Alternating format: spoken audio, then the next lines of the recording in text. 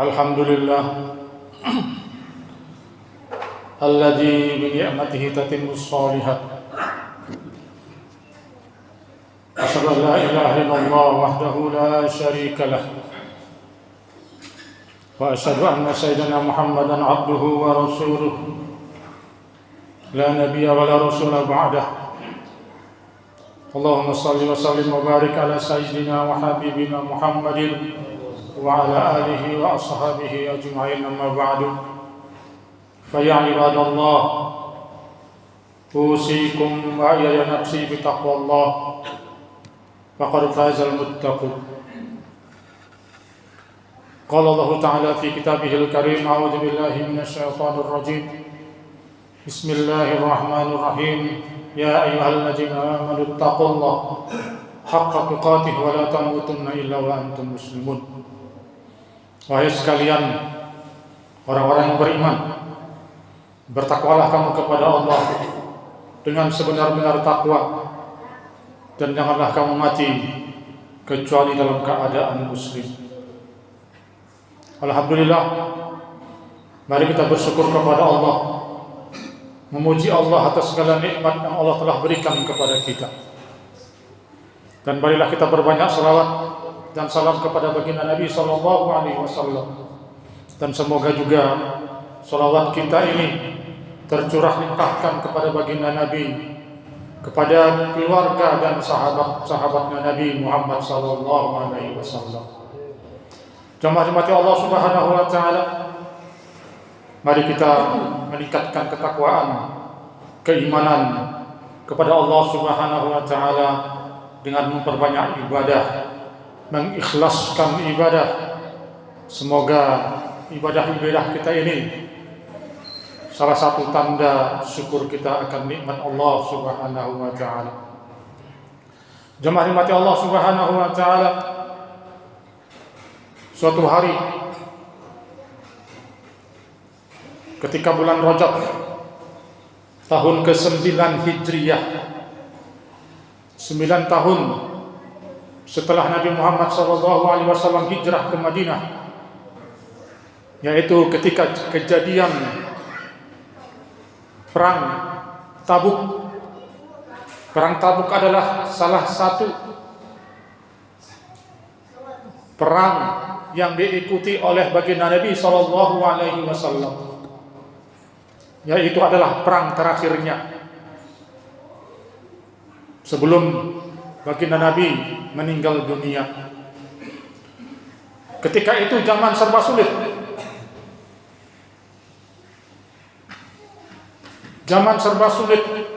karena kondisi paceklik dan juga suasananya lagi musim sangat-sangat panas.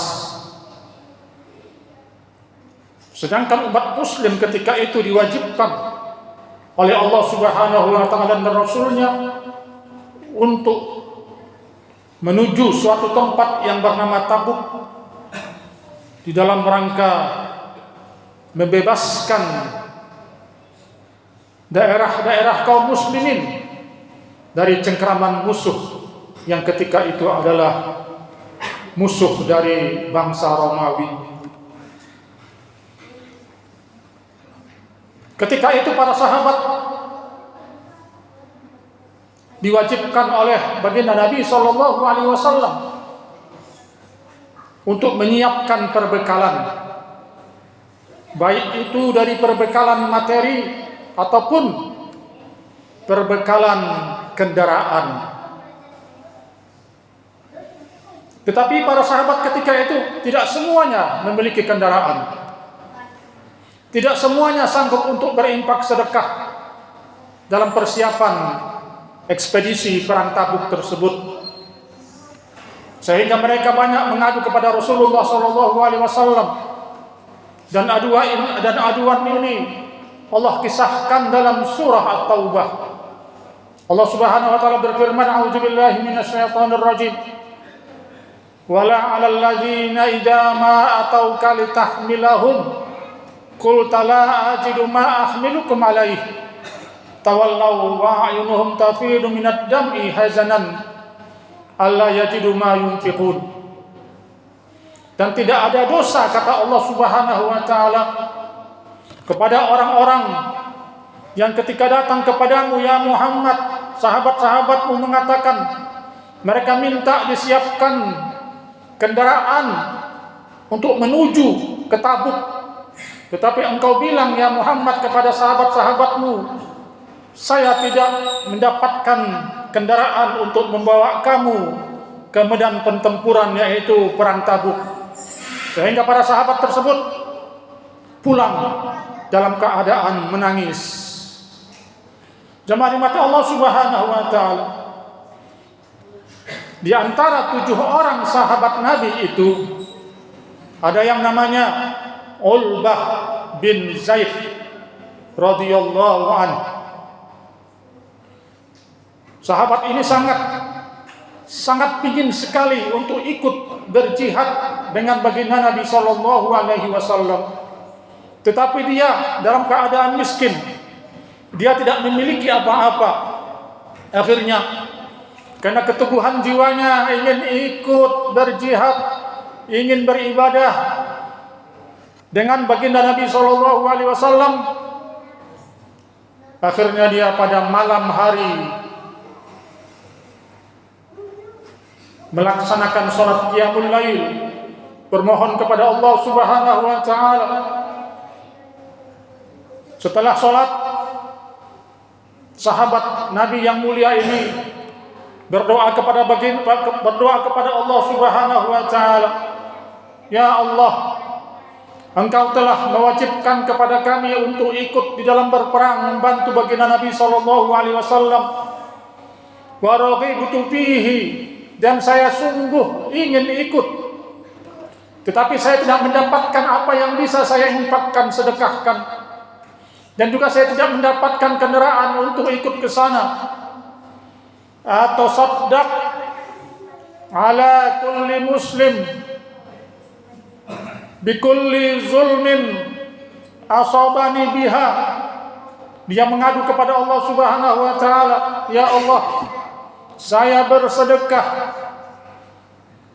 bersedekah dari setiap muslim yang telah menzalimi saya,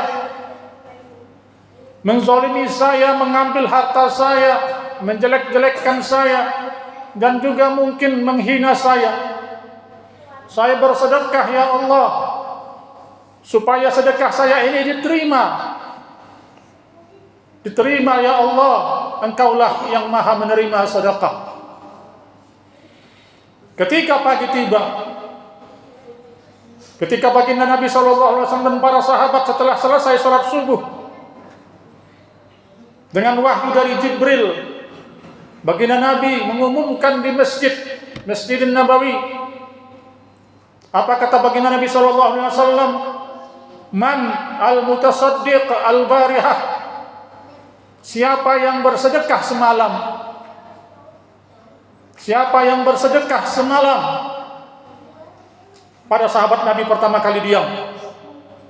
Diulangi oleh baginda Nabi SAW, manil mutasaddiq al-barihah. Diam, tidak ada yang berdiri. Yang ketiga kali, manil mutasaddiq al-barihah. Sampai 3 kali, siapa yang bersedekah semalam? Akhirnya sahabat yang mulia tersebut, Ulbah bin Zaid, berdiri, ana ya Rasulullah. Apa kata baginda Nabi SAW? Abusir, ketahuilah, inna sadaqataka maqbulah. Sesungguhnya sedekah kamu, permohonan kamu tadi dianggap sedekah yang diterima oleh Allah Subhanahu wa taala. Sedekah apa itu?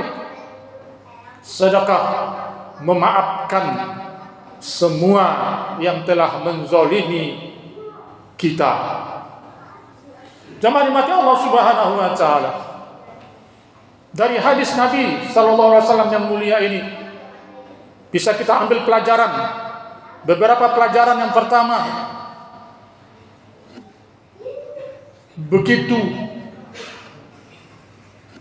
semangatnya para sahabat Nabi sallallahu alaihi wasallam di dalam beribadah, yaitu ibadah jihad di jalan Allah Subhanahu wa ta'ala. Kita ketahui sahabat Nabi adalah sahabat, manusia yang sangat mulia. Walaupun mereka tidak memiliki apa-apa, tapi semangat jihad mereka, semangat mereka supaya beribadah kepada Allah sangat-sangat tinggi sekali. Inilah manusia yang mulia setelah baginda Nabi SAW. Pelajaran kedua adalah sedekah sangat dianjurkan oleh Allah Subhanahu wa ta'ala. Kita tidak memiliki harta, bisa kita bersedekah dengan cara yang lain. Sedekah dengan tenaga termasuk sedekah juga. Kita tidak memiliki harta, tidak kuat untuk mengeluarkan tenaga, kita juga bisa bersedekah dengan memaafkan setiap orang, setiap teman, setiap tetangga, setiap keluarga, kakak, adik, orang tua juga mungkin, yang kita merasa mereka telah menzalimi kita.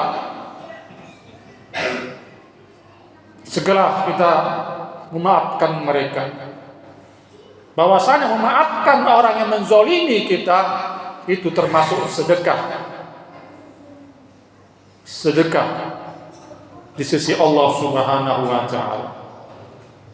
Pelajaran selanjutnya yang ketiga adalah bahwasanya hidup ini penuh dengan rintangan. Kita hidup bersosialisasi dengan para manusia, dengan para kawan-kawan kita yang mungkin manusia di sekeliling kita tidak ada yang maksum. Mungkin juga saudara kita, tetangga kita, mereka pasti memiliki kesalahan. Mereka pasti mungkin tidak semuanya orang baik. Ada mungkin yang menzalimi kita. Makanya baginda Nabi SAW bersabda juga,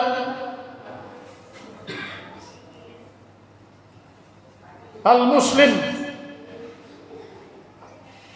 kana mukhalitan linnas wa yasbir ala azahu khairun minal muslim man la yukhalitun nas wa la yasbir ala azahum. Seorang muslim, seorang mukmin yang dia sering beradaptasi dengan yang lain, yang dia gemar bermasyarakat, dan dia sabar dengan segala musibah, dengan segala kemungkinan ejekan, hinaan dari masyarakat sekitarnya.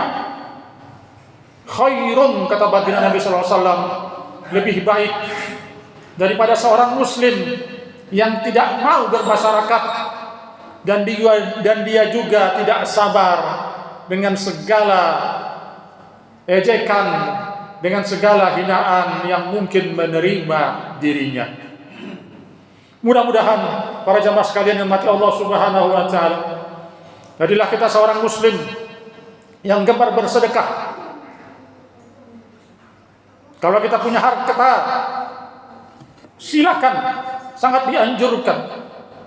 Kalau kita tidak punya harta, apa yang kita sedekahkan, tenaga, silakan dengan tenaga kita. Atau juga mungkin kita tidak punya harta, tidak punya tenaga, mungkin lemah, mungkin sudah tua, kita bisa bersedekah dengan apa? Dengan kesabaran, dengan pemaafan setiap orang yang mungkin menzalimi kita. Yang kedua adalah marilah kita bermasyarakat, jangan menjauhi masyarakat. Mungkin kita terkenal orang yang pintar, mungkin kita mempunyai jabatan, mungkin kita merasa yang paling soleh, yang paling alim, sehingga kita menjauhi masyarakat. Jangan. Kata baginda Nabi SAW, marilah kita bermasyarakat, tetapi dengan syarat kita tetap sabar segala tingkah masyarakat yang di sekitar kita. Kita memaafkan segala kezaliman yang mereka adakan. Ini adalah jadi muslim yang terbaik, kata baginda Nabi SAW. Tapi setiap orang yang menzolimi tetap dia berdosa. Jangan sampai kita menzolimi sesama kita. Tetapi kalau kita dizolimi, buru-buru maafkan, ikhlaskan supaya hati kita ini juga tidak berpenyakit hati. Di samping itu juga kita mendapatkan pahala dari baginda Nabi sallallahu alaihi wasallam. Aqulu qawli hadza wa astaghfirullahal azim